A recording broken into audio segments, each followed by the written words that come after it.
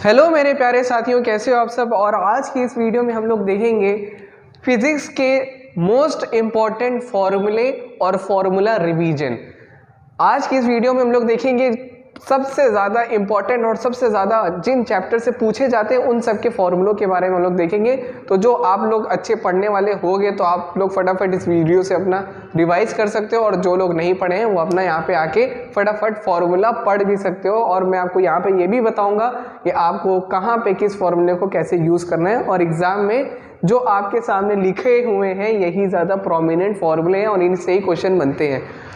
Video start करने से पहले आपको थोड़ी सी मेरा एक प्रॉमिस रखना होगा कि देखो प्लीज़, हम लोग का वीडियोस बनाने में बहुत ज़्यादा एफर्ट लगता है, टाइम बहुत ज़्यादा इसमें टाइम कंज्यूमिंग प्रोसेस होता है। तो आप लोगों से बस इतना ही प्रॉमिस है कि आप सब्सक्राइब करो और आजू बाजू आपके जो फ्रेंड फैमिली सर्कल होगा उन सब में ये वीडियो शेयर करो, ताकि ज़्यादातर लोगों के पास अच्छी से अच्छी नॉलेज पहुंच सके। तो आज के इस वीडियो में हम लोग देखेंगे फिजिक्स के इंपॉर्टेंट फॉर्मूले।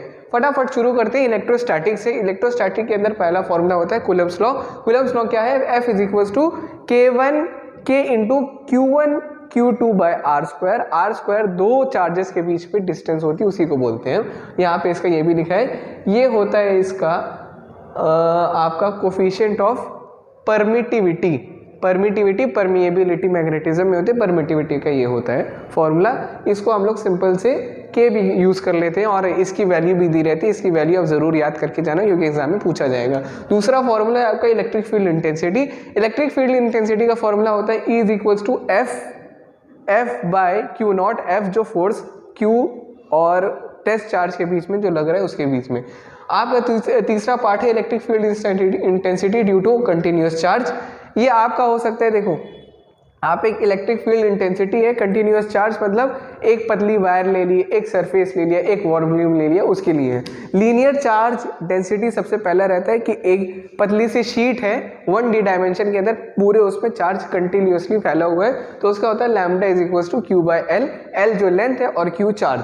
दूसरा है आपका सरफेस चार्ज डेंसिटी, इसको हम लोग डिनोट करते हैं रो से, और इसका फॉर्मूला होता है Q/A। A यहाँ पे एरिया है और Q चार्ज है।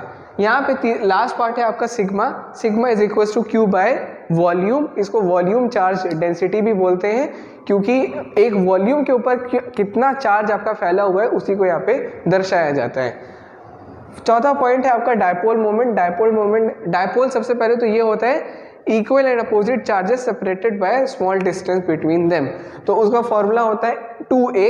A यहाँ पे दोनों चार्जेस के बीच में लेंथ है और Q जो आपका चार्ज है।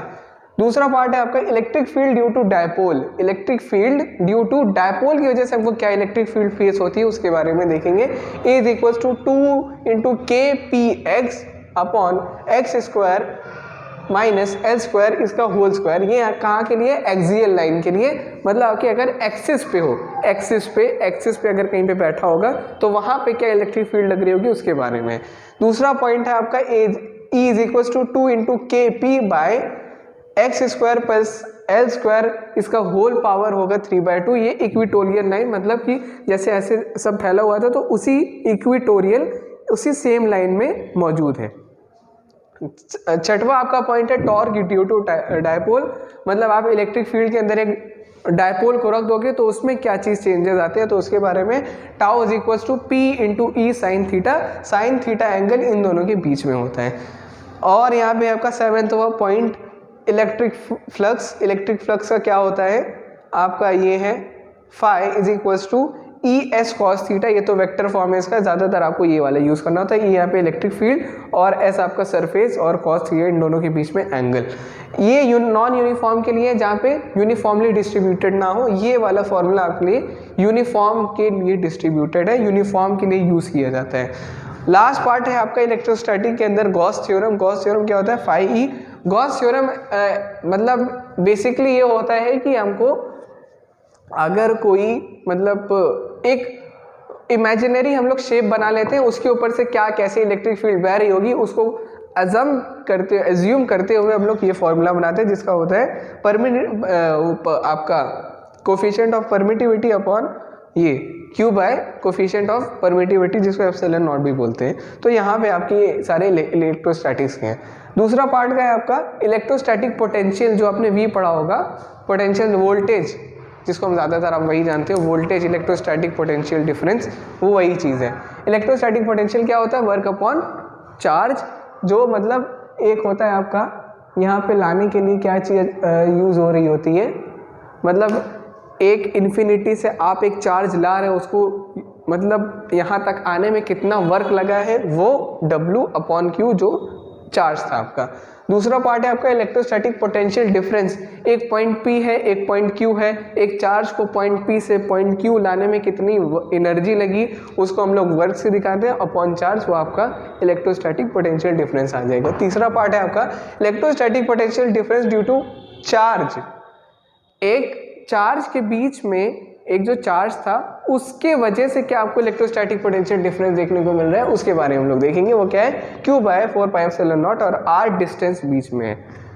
चौथा पॉइंट है आपका electrostatic potential due to dipole. Dipole के लिए मतलब अब जो आप इलेक्ट्रोस्टैटिक पोटेंशियल जैसे हमने यहाँ पे देखा, electric field due to dipole क्या थी, वही डायपोल इलेक्ट्रोस्टैटिक पोटेंशियल डायपोल की वजह से कैसा बिहेव करेगा, उसका फॉर्मूला ये है। एक्सियल लाइन पे आपका सीधा सीधा इस लाइन पे अगर होगा तो ये उसका फॉर्मूला है P बाय 4πε0 R², और अगर इक्विटोरियल लाइन पे है तो वो 0 हो जाएगा, क्योंकि यहाँ पे एंगल 180 डिग्री हो जाता है, और जैसे ही वहाँ एंगल 180 डिग्री होता है वो 0 हो जाता है। और ये यहाँ पे एक और है आपका, किसी भी पॉइंट के लिए ये वाला जो फॉर्मूला है, ये किसी भी पॉइंट पे अगर आपका चार्ज रखा है तो उसको फाइंड आउट करने के लिए ये फॉर्मूला है। तो अभी की वीडियो के लिए, आज तक के लिए हमारा सिर्फ यही फॉर्मूला है। अगले पार्ट में मैं और भी सारे चैप्टर्स को कवर कर रहा हूँ। तब तक के लिए thank you and bye bye.